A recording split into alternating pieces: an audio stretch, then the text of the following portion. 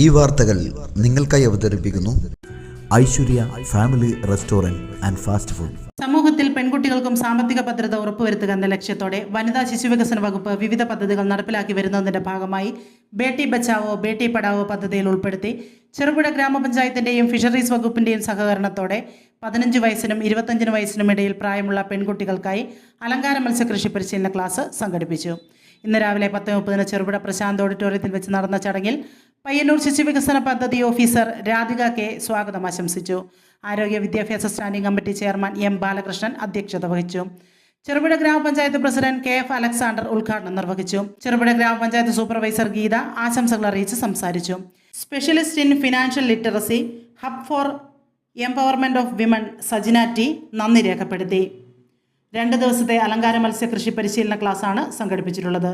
Payyanur college of fisheries assistant professor doctor Dona P, doctor Chithra Soman, Asha Gopan എന്നിവർ അലങ്കാര മത്സ്യങ്ങളുടെ വിപണന സാധ്യതകൾ, അലങ്കാര മത്സ്യങ്ങളുടെ പ്രജനനം, അലങ്കാര മത്സ്യങ്ങളിലെ രോഗങ്ങളും പ്രതിവിധികളും എന്നിവയെക്കുറിച്ച് ക്ലാസ് നയിച്ചു. പണ്ട് കാലം മുതലേ ഏത് സ്ഥാനത്തായാലും ലിംഗഭേദമന്യേ പരിഗണന സമൂഹത്തിൽ കുടുംബത്തിലൊക്കെ കിട്ടിയിരുന്നു. അപ്പോൾ ഈ ഒരു വരുമാനമാണ് ഒരു പ്രധാന ഉച്ചനീചത്വം തീരുമാനിക്കുന്ന ഒരു ഘടകം. വരുമാനം ഉണ്ടാകണമെങ്കിൽ തൊഴിലുണ്ടായി. നമ്മുടെ രാജ്യത്ത് PSC മുഖാന്തരം നൽകപ്പെടുന്ന തൊഴിലെണ്ണം വളരെ കുറവാണ്. അഭ്യസ്തവിദ്യയിൽ ഓരോ വർഷവും പുറത്തു വരുന്ന നമ്മുടെ സംസ്ഥാനത്ത് 33,000 ആളുകൾ മാത്രമാണ് ഒരു വർഷം PSC മുഖാന്തരം സംസ്ഥാന ഗവൺമെൻറ് തൊഴിൽ കൊടുക്കുന്നത്. ഇത് തന്നെ കേന്ദ്ര PSCയോ മറ്റ് പൊതുമേഖലാ സ്ഥാനം കൊടുക്കുന്നുമില്ല. സ്വകാര്യവൽക്കരണം സജീവമായതോടുകൂടി ഉള്ള തൊഴിൽ കൂടി നഷ്ടപ്പെടുന്ന ഒരു സാമൂഹ്യ സാഹചര്യം നമ്മുടെ സംസ്ഥാനത്തുണ്ട്. അപ്പോൾ തൊഴിൽ എന്ന് പറയുന്നത് നമ്മുടെ ഗവൺമെൻറ് അടുത്ത കാലത്തായി എൻ്റെ തൊഴിൽ എൻ്റെ അഭിമാനം എന്ന പദ്ധതിക്ക് രൂപം കൊടുത്തിരിക്കുകയാണ്. തൊഴിൽ എന്ന് പറഞ്ഞ സർക്കാർ തൊഴിൽ PSC വാങ്ങാൻ കിട്ടുന്ന തൊഴിൽ മാത്രമല്ല, സ്ഥിര വരുമാനം ലഭിക്കുന്ന, ജീവിക്കാൻ ആവശ്യമായിട്ടുള്ള വേതനം ലഭിക്കുന്ന എല്ലാ തൊഴിലും തൊഴിൽ തന്നെയാണ്. നായയെ വളർത്താറുണ്ട്, പൂച്ചയെ വളർത്താറുണ്ട്, അപൂർവം ചിലരുടെ വീടുകളിലെങ്കിലും ലവ് ബേർഡ്സിനെ വളർത്തുന്നുണ്ട്. ബാലേട്ടൻ പറഞ്ഞതുപോലെ പൂന്തോട്ടങ്ങളുണ്ട്. അതിൻ്റെയൊക്കെ തുടർച്ചയായിട്ട് അല്ലെങ്കിൽ അതേപോലെയുള്ള ഒരു പരിപാടിയാണ് അലങ്കാര മത്സ്യത്തിനെ സൂക്ഷിക്കുന്ന ഒരു അക്വേറിയം വീട്ടിലുണ്ടാവുകയും, അപ്പോൾ ഈ അലങ്കാര മത്സ്യങ്ങളെ വളർത്തുന്നത് വെറുതെ കാണാൻ വേണ്ടി മാത്രമാണ് എന്നുള്ളൊരു ധാരണയിൽ നിന്നൊക്കെ ഇപ്പോൾ ഒരുപാട് നമ്മൾ മുന്നോട്ട് പോയി. അതിനെക്കുറിച്ച് നടത്തുന്ന പഠനങ്ങളൊക്കെ പറയണത്, ഒന്ന് വേദന കുറയ്ക്കാൻ വേണ്ടി സഹായിക്കുന്നുണ്ടെന്നാണ്. മീനിനെ തിന്നിട്ടല്ല, മീനിനെ നമ്മൾ ശ്രദ്ധിക്കുമ്പോൾ നമ്മൾ 2 കാര്യങ്ങൾ, ഒന്ന് നമ്മുടെ സ്ട്രെസ്സും സ്ട്രെയിനും ഒക്കെ കുറയ്ക്കാൻ വേണ്ടി കഴിയുന്നുണ്ട്. എന്ന് വെച്ചാൽ അതിനെ നോക്കിയിരിക്കുമ്പോൾ ഉണ്ടാകുന്ന ഒരു ശാന്തത നമ്മുടെ മനസ്സിനൊരു ശാന്തത നൽകുന്നുണ്ട്. അതുപോലെ തന്നെ നമ്മുടെ വേദന കുറയ്ക്കുന്നുണ്ട്. പിന്നെ ഏറ്റവും പുതിയ പഠനങ്ങൾ പറയുന്ന ഡിമെൻഷ്യ എന്ന് പറയുന്ന ഒരു രോഗം, മറവി രോഗം ബാധിക്കുന്നതിൽ നിന്ന് ഈ അലങ്കാര മത്സ്യത്തിൻ്റെ അക്വേറിയം ഉണ്ടെങ്കിൽ അത് ഉണ്ടാവില്ല എന്നല്ല ഞാൻ പറഞ്ഞത്. ഇതിനെ കാണുമ്പോൾ, ഇതിനെ കണ്ടുകൊണ്ടിരിക്കുമ്പോൾ അതിൽ നിന്നൊരു വ്യത്യാസമുണ്ടാകാൻ, കുറവുണ്ടാകാൻ സഹായിക്കുന്നുണ്ടെന്നാണ് പുതിയ പഠനങ്ങളൊക്കെ കാണുന്നത്. അപ്പോൾ ഡിമെൻഷ്യ രോഗികൾക്ക് വരെ സഹായകരമാകുന്ന, അപ്പോൾ അത് ആർക്കാണ് പ്രധാനമായും സഹായകരമാകുന്നതെന്ന് ചോദിച്ചാൽ കേരളത്തിലെ ഇന്നത്തെ അവസ്ഥയിൽ നമ്മുടെയൊക്കെ വീടുകളിൽ, ഭൂരിഭാഗം വീടുകളിലും എന്താണ് പറയുക, വാർദ്ധക്യത്തിലെത്തിയ 1 or 2 അംഗങ്ങൾ മാത്രമുള്ള കുടുംബങ്ങളാണ് കാണുന്നത്. മറ്റുള്ളവർ ഒന്നുകിൽ സ്വന്തം സ്ഥലത്തോ അല്ലെങ്കിൽ പുറം നാടുകളിലോ ഒക്കെ ജോലിക്ക് പോകുമ്പോൾ ഇവിടെ അച്ഛനും അമ്മയും മാത്രമാണ് ഉണ്ടാവുക. നമ്മൾ നായയെ പേരിട്ട് വിളിക്കും, പൂച്ചയെ പേരിട്ട് വിളിച്ചാൽ പൂച്ച ശ്രദ്ധിക്കാറുണ്ട്, മീനിനെ പേരിട്ട് വിളിച്ചാൽ മീൻ ശ്രദ്ധിക്കുന്നത് നിങ്ങൾ കണ്ടിട്ടുണ്ടോ എന്ന് എനിക്കറിയില്ല. ഞാൻ കണ്ടിട്ടുണ്ട്. അതിനടുത്ത് പോയിട്ട് ഇങ്ങനെ വിളിച്ചുകൊണ്ടിരുന്നാൽ 2-3 പ്രാവശ്യം വിളിക്കുമ്പോൾ അത് അടിയിൽ ഇങ്ങനെ പോയി. നന്നായി കഴുകിയ കയ്യിൽ നമ്മൾ അതിലേക്ക് നടന്നിട്ട് വരുന്ന കയ്യിൽ തീറ്റിയിട്ട് കൊടുത്താൽ ചിലപ്പം മീൻ തരും. നന്നായി കഴുകിയ കയ്യിൽ അതിന് മീനിനൊരു പ്രത്യേക ഭക്ഷണമുണ്ട്, അത് 2-3 തരി ഇട്ടിട്ട് കൈ ഇങ്ങനെ അക്വേറിയത്തിലേക്ക് താഴ്ത്തി വെച്ചാൽ നമ്മുടെ കയ്യിൽ വന്ന് കയറിയിരുന്ന് മീൻ തീറ്റ കഴിക്കുന്നത് കണ്ടു. അപ്പൊ ഇതൊക്കെ ഈ ഒറ്റയ്ക്ക് കഴിയുന്ന ആളുകൾക്ക്, ഏകാന്തത അനുഭവിക്കുന്ന ആളുകൾക്ക് മക്കളെയോ വിളിച്ചാൽ കിട്ടാനില്ല, കൊച്ചുമക്കൾ എവിടെയാണെന്നുള്ളതിനെ കുറിച്ച് വിളിച്ചാൽ അവർക്ക് ചിലപ്പോൾ ഭാഷ പോലും തിരിഞ്ഞോളണമെന്നില്ല.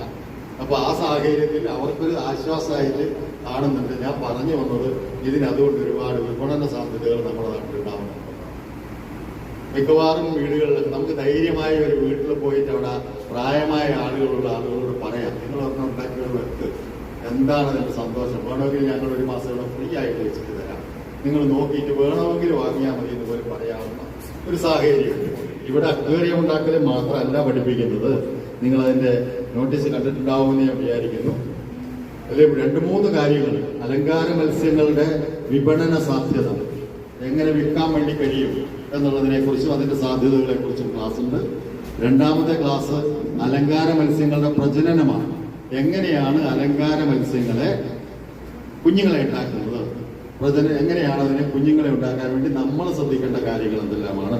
3ാമത് അതിന് വരുന്ന രോഗങ്ങളും അതിന്റെ പ്രതിരോധ മാർഗങ്ങളും. അങ്ങനെ 3 കനപ്പെട്ട നടത്തുന്ന ഈ 2 ദിവസത്തെ പരിപാടി എല്ലാവിധ ആശംസകളും അറിയിക്കുന്നു. അപ്പോൾ ബേട്ടി ബച്ചാവോ ബേട്ടി പഠാവോ എന്ന് പറയുന്നത് സെൻട്രൽ ഗവൺമെന്റിന്റെ ഒരു പ്രൊജക്റ്റാണ്. അപ്പോൾ അത് നമ്മുടെ സെൻട്രൽ ഗവൺമെന്റ് എന്ന് പറയുമ്പോൾ അറിയാലോ, നമ്മുടെ കേരളത്തിൽ മാത്രമല്ല ഇന്ത്യയിലുള്ള എല്ലാ സംസ്ഥാനങ്ങളിലും സംസ്ഥാനങ്ങളിലുള്ള എല്ലാ ജില്ലകളിലും ഇതുപോലൊരു ഹബ്ബ് വർക്ക് ചെയ്യുന്നുണ്ട്. അപ്പോൾ കണ്ണൂർ ജില്ലയുടെ ഹബ്ബിലാണ് ഞാൻ വർക്ക് ചെയ്യുന്നത്. അപ്പോൾ ഈ സെൻട്രൽ ഗവൺമെന്റ് ഒരു പ്രൊജക്റ്റ് എന്ന് പറയുമ്പോൾ അത് കോടിക്കണക്കിന് രൂപ ഇതിന് വേണ്ടിയിട്ട്, അതായത് സ്ത്രീകൾക്കും കുട്ടികൾക്കും വേണ്ടിയിട്ടാണ്, പ്രത്യേകിച്ച് പെൺകുട്ടികൾക്ക് വേണ്ടിയിട്ട്. അപ്പോൾ അത് ഈ ജില്ലാ വനിതാ ശിശു വികസന വകുപ്പ് മുഖേനയാണ് നടപ്പിലാക്കുന്നത്. അപ്പോൾ തന്നെ അതിൻ്റെ ഒരു ഇമ്പോർട്ടൻസ് നിങ്ങൾ മനസ്സിലാക്കേണ്ടതാണ്. പെൺകുട്ടികളെ സമൂഹത്തിൻ്റെ മുൻധാരയിൽ എത്തിക്കുക, അവരെയും സാമ്പത്തിക സാക്ഷരതയും കൂടെ അവർക്ക് ഉണ്ടാക്കണം. അപ്പോൾ അതിന് വേണ്ടിയിട്ട് അതിന് വേണ്ടിയിട്ടുള്ള ക്ലാസ്സിൻ്റെ ഭാഗമാണിത്, അലങ്കാര മത്സ്യകൃഷി. ഇത് മാത്രമല്ല, ഹബ്ബ് ഒരുപാട് ഇതുപോലെയുള്ള അവയർനെസ് ക്ലാസ്സുകളും പരിശീലന പരിപാടികളും ഒക്കെ നടത്തുന്നുണ്ട്. ഈ ഡിജിറ്റൽ ലിറ്ററസിയും ഡിജിറ്റൽ ഡി അഡിക്ഷനും ഒക്കെ വരുന്നുണ്ട്. പോക്സോ കേസ് അതുമായി ബന്ധപ്പെട്ട അവയർനെസ് ക്ലാസ് കൊടുക്കുന്നുണ്ട്. പിന്നെ വിമൻ സെൻട്രിക് ലെജിസ്ലേഷൻസ് പറഞ്ഞിട്ടുള്ള കുറേ ക്ലാസ്സുകൾ കൊടുക്കുന്നുണ്ട്. പിന്നെ അടുത്ത ആഴ്ചയോട് കൂടിയിട്ട് ആളുകൾക്ക് തിയേറ്റർ വർക്ക്ഷോപ്പ് എന്ന് പറഞ്ഞിട്ടുള്ള ഒരു പ്രോഗ്രാം, 5 ദിവസത്തെ പ്രോഗ്രാം സ്റ്റാർട്ട് ചെയ്തിട്ടുണ്ട്. ആരും കൊതിക്കുന്ന രുചിയുടെ പെരുമ തീർത്ത് പകരം വയ്ക്കാനാവാത്ത സേവന മികവുമായി ചെറുപുഴ ചിറ്റാരിക്കൽ റോഡിൽ നല്ലോമ്പുഴ ഗ്യാസ് ഏജൻസിക്ക് സമീപത്തായി പ്രവർത്തനം ആരംഭിച്ചിരിക്കുന്നു Aishwarya family restaurant and fast food. സ്വദേശത്തെയും വിദേശത്തെയും രുചിവൈവിധ്യങ്ങളുടെ പെരുമഴ തീർത്ത് hot and cool, veg and non veg, Chinese food മുതലായവ AC, നോൺ AC ഡൈനിങ് സൗകര്യത്തോടുകൂടി.